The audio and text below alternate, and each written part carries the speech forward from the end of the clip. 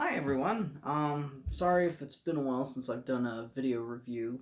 I've been extremely busy lately. I've been able to keep ahead with streaming content that I've been doing weekly. That's been good. But I've just been doing so much work. Oh, no, there it is. I've been doing so much work lately that it's just been unfortunate for me. The opportunity hasn't arisen for me to do a proper video review, which sucks because I've actually been watching quite a bit of good shit lately. I have 3 video reviews planned. Instead of trying to do them all in one video, I want to give each film its own separate video. And then from there, I'm actually going to do them in the order that I viewed all 3 films. Hopefully, I'll be able to get them out. I'm going to see if I can record the other 2 this week as well. This one, however, I'm going to make sure is going to be the first one that gets uploaded because out of the 3 films I'm going to be talking about, this is the one I liked the most. And in fact, I almost kind of think saying the word like is a little bit, like a little bit of an understatement. I absolutely loved this. Film I'm talking about in question is Saint Maud. Written, directed by first-time director Rose Glass, starring Myford Clark and Jennifer Elsey. And it's this religious horror film that was put up by A24, studio behind such things such as The Witch, Hereditary, Lighthouse, etc., etc. And it was originally supposed to come out sometime around April of last year, but due to circumstances, it was delayed over and over again until it finally got an actual proper release here in the United States via the streaming service Epix. And then it stayed on Epix for a couple of months, but eventually found its way to other streaming services such as Amazon Prime and Hulu. So the moment I heard that it was coming to Amazon Prime, I jumped on the opportunity to watch it because I had been itching to see what all the fuss was about on this one. And what the film is about is it's about a highly religious caretaker who, in the aftermath of some kind of vague, horrible incident that they really don't go into detail about it. They just kind of show it in brief instances, wherein during a time when she was taking care of a patient, something went horribly wrong. And so she turned to God, and she's working as a freelance caregiver, and she winds up becoming the caregiver of this dancer who's dying of cancer. She can't move her legs, and they begin to form a special bond. But the thing is, the lead character, Katie Maud, who's played by Myford Clark, she's a nutcase. She is absolutely a nutcase. She isn't just somebody who's just highly religious. She has these full-on body spasms and reactions and believes that she is so unbelievably close to God more than anyone else through her sheer faith and devotion. And the more the movie goes on, the more it just really begins to paint this picture of just her just being a totally unstable individual. And it's a film that ran at such a tight 85 minute runtime, if I recall correctly, that by the end of it, I had these incredibly uncomfortable feelings. It felt like, in a sense, an endurance test.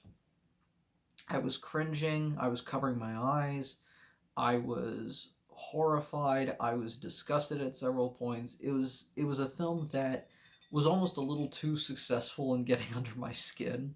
I watched it with a friend of mine over on Discord, and the two of us, there were long periods of the movie where both of us were just dead silent watching this, and then something would happen that would just cause us to freak the fuck out.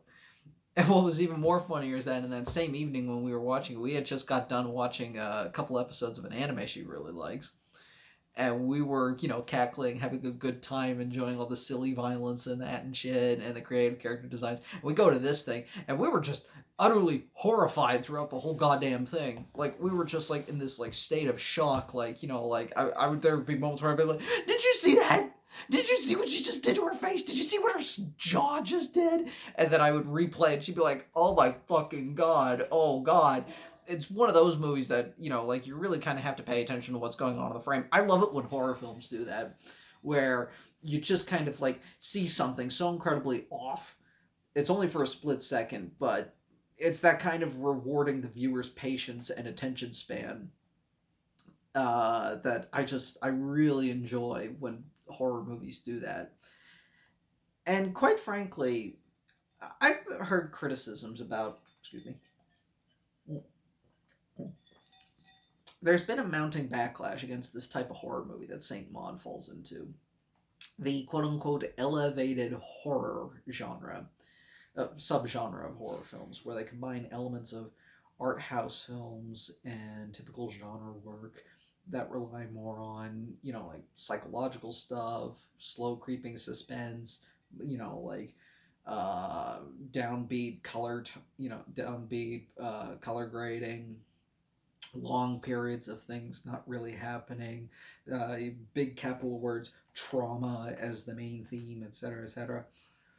And I can understand why people would get sick of this kind of thing, but after watching this, I almost just kind of realized that this is my kind of horror movie. This is my kind of subgenre. I hate the term elevated horror, and I hate having to use it to describe it like this, because I just think elevated horror, that term as a whole, is just utterly pretentious.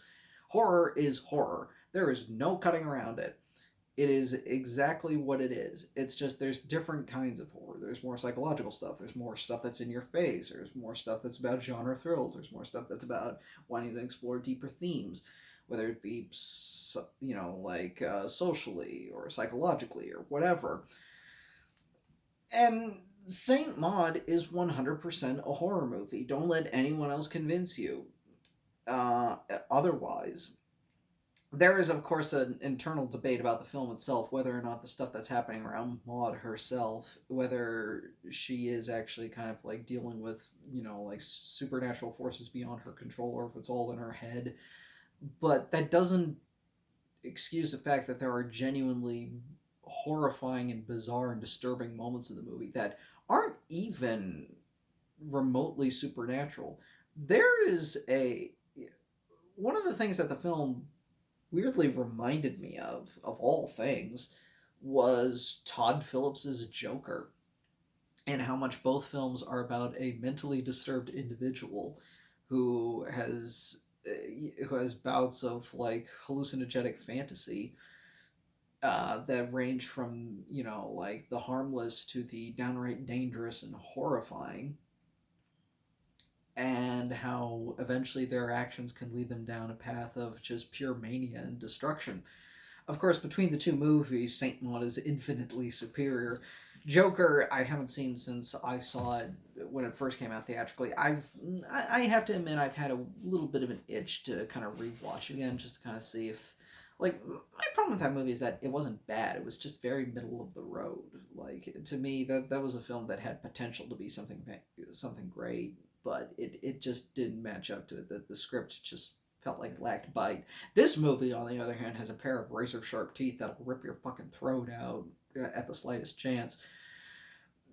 One scene in particular that I remember just utterly cringing at and being downright grossed out at was a rape scene, wherein Maud is, after like a bout where she kind of loses her faith for a bit, she decides to revert back to her old ways. Evidently, you know, the movie doesn't fully state it, but she also apparently used to be something of a party girl.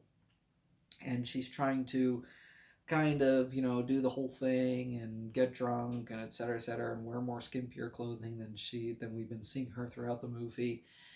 And then she ends up coming across this guy, and they end up having sex with each other, and it's a scene that is just honestly one of the grossest sex scenes I've seen in a while. And there's one moment where she ends up just telling him no, and he keeps going anyway. And then after post coitus, they're talking, and just the disgusting things he's saying, just I was just like, oh, make it stop. Ugh. And that's not even counting what happens at the climax of the movie, which it's like a two-pronged thing. I don't want to say what happens at the climax, but it's like there's there's the climax itself, and then there's the ending, and both things are just big fucking shockers that just came out of nowhere for me. Um, it's interesting kind of seeing what like I tried looking up some interviews with Rose Glass to see if she mentioned any of her inspirations for the film. I think apparently she said, uh, like she apparently pitched the film to investors as Taxi Driver, but but about a churchgoer.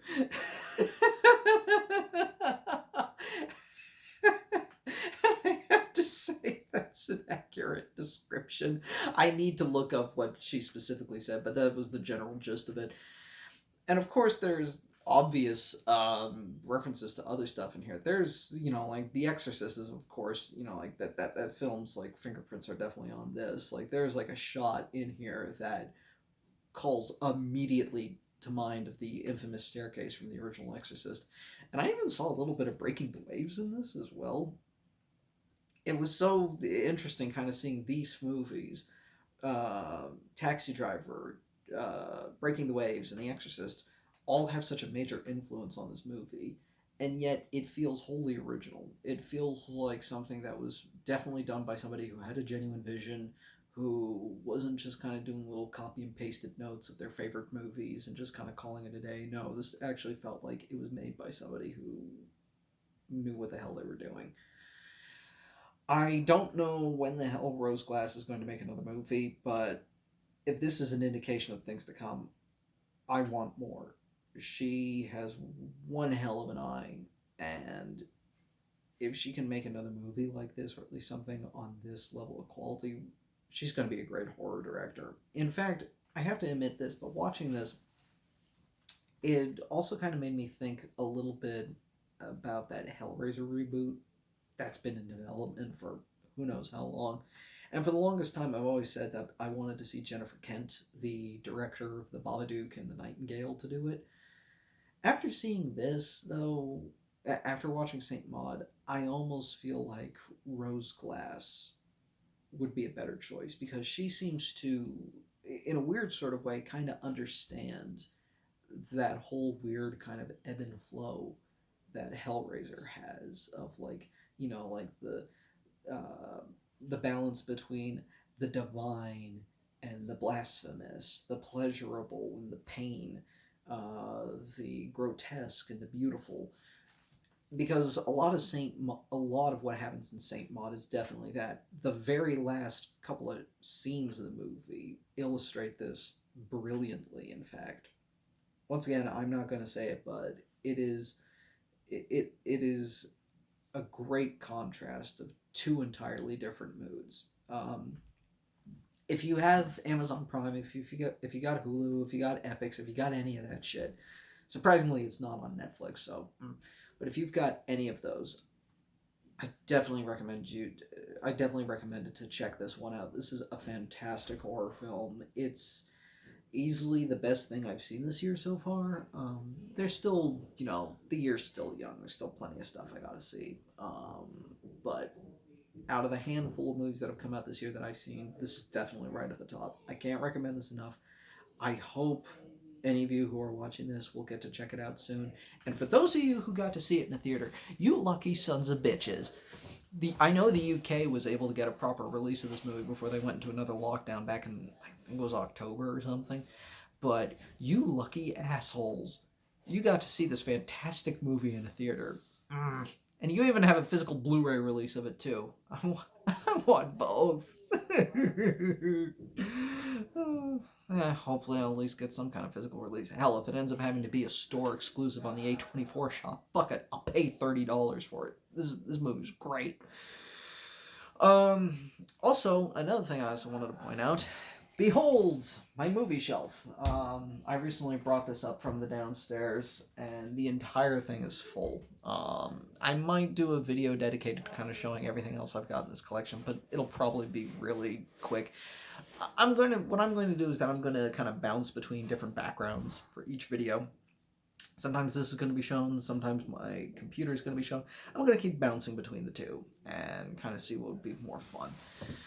Anyway, I hope a lot of you enjoyed this video. I know I did. I'm looking forward to doing more video reviews soon, and I hope you enjoyed this, and I hope you take my recommendation for watching Saint Maud. I know I really loved it, and I hope you like it too. Anyway, have a good night, everybody.